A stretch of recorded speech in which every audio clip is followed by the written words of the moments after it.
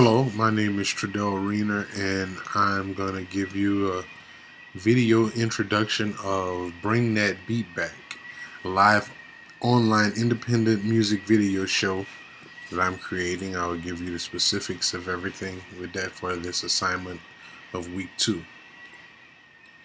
Okay. Market history. Music video shows have been around for about 30 years since MTV. MTV was created right about 33 years ago. So video music shows have been around for about 30 plus years.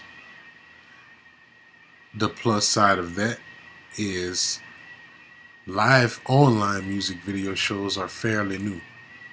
There's no real popular online music video show that is formatted as a television series to promote the visuals of any independent artist in the country. There's none.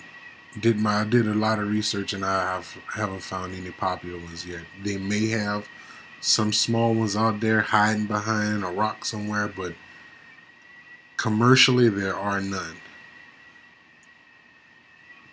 And again, no live music video shows have ever been created to target only independent artists as of now.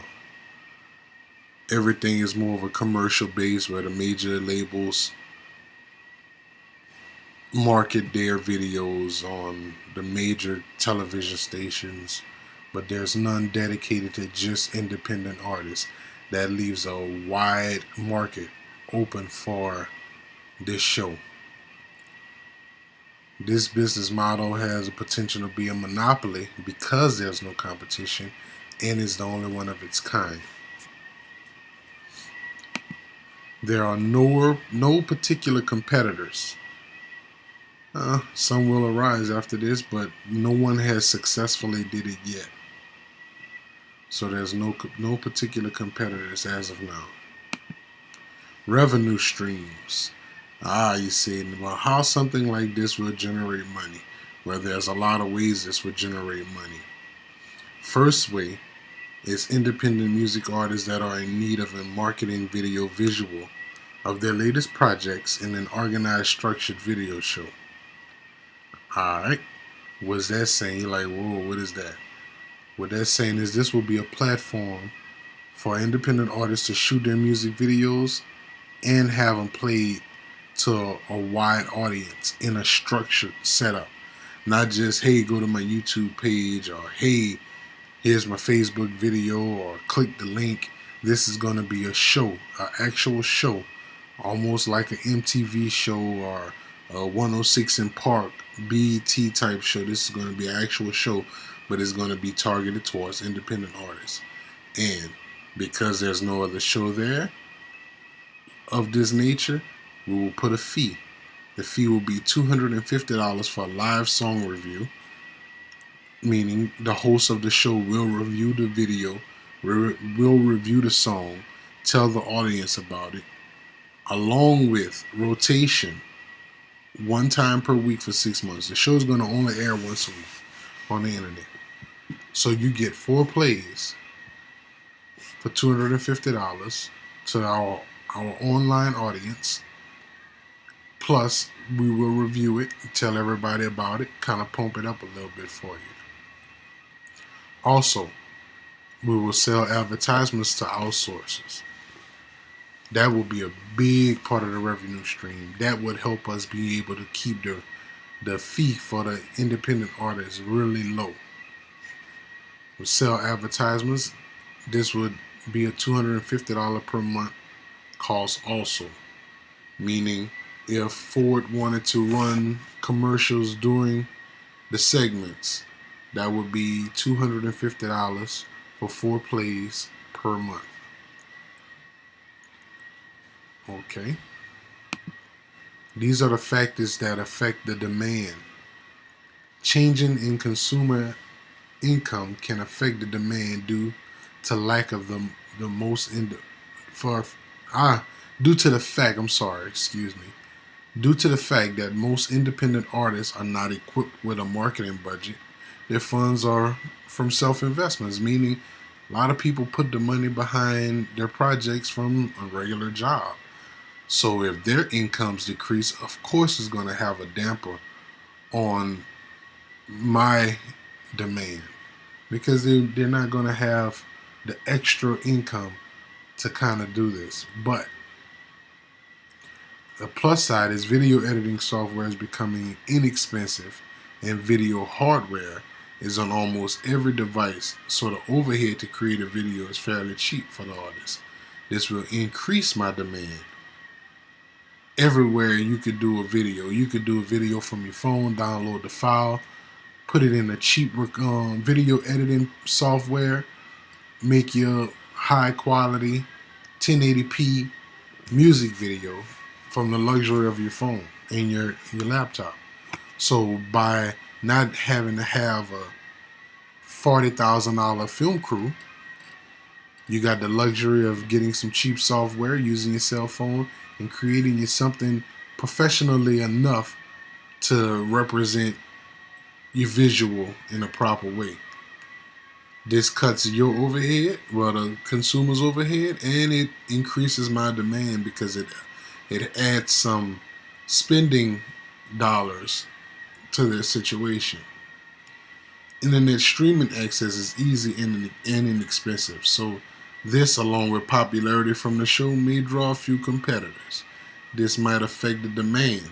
Right now, there's no one doing it, so the demand is going to be high. As it gets popular, everybody's going to try it. It's going to be a fad, so we could expect to draw some competitors after that. New artists and independent labels are emerging daily, so this will make the demand continue to grow. So even if I do get competitors, every day there's a new independent artist and a new independent label that's out there trying to get their music out, that's trying to get some marketing done. So that's gonna kind of balance everything out a tad bit and increase my demand a bit further. To counteract the possible change in independent artist budget, the price will stay at a reasonable rate, meaning I don't care how popular this gets. I'm going to stay at a reasonable rate. It might not stay at $250. If the demand slightens, to keep my elastic properties, I'm going to bend to where I'm going to be affordable. My overhead is next to nothing. So I'm able to be flexible with my rates or whatever. Keeping the rates reasonable will keep the demand elastic, period. Factors affecting supply. Internet streaming restrictions can eventually come into play, but it's slightly unlikely. This would result in a supply effect. If FCC starts trying to make some type of restrictions on streaming or charge some type of tax on streaming, or internet broadcasting laws come into effect, this would affect it, because that's going to add to my overhead and going to make producing the show slightly more expensive, that's going to play a big part in the supply.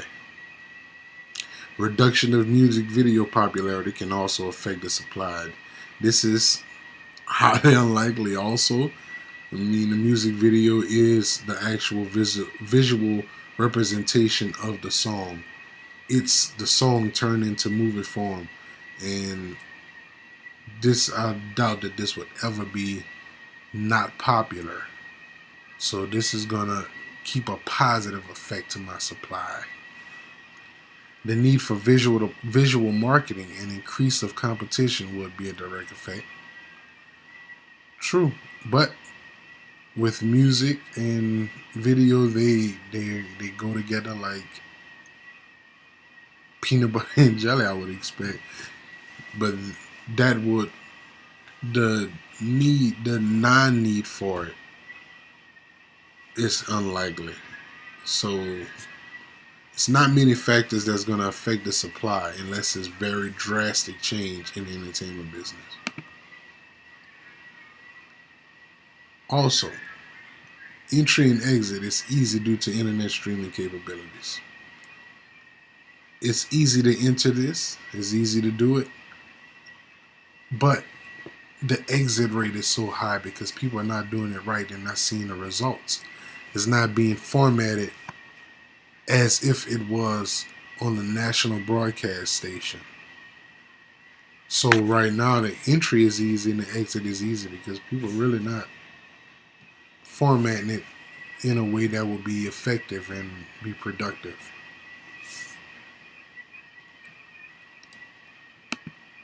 Industry revenue. Yep. Music and videos have always been a big, big, big revenue-based industry. Payroll also has been extremely high.